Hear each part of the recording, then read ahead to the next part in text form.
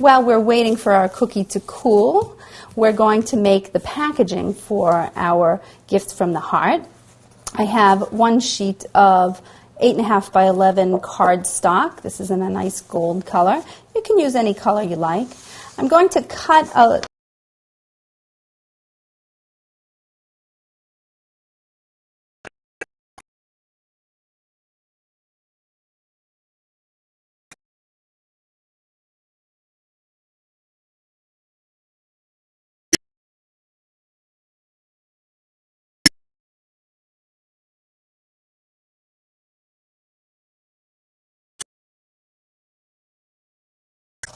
So we'll just cut right around our pattern, like that.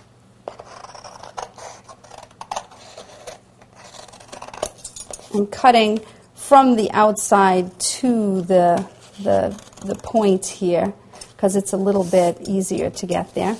And then if you've got rough edges like this, you can just take your scissor and smooth it out. Okay. Nicely smooth.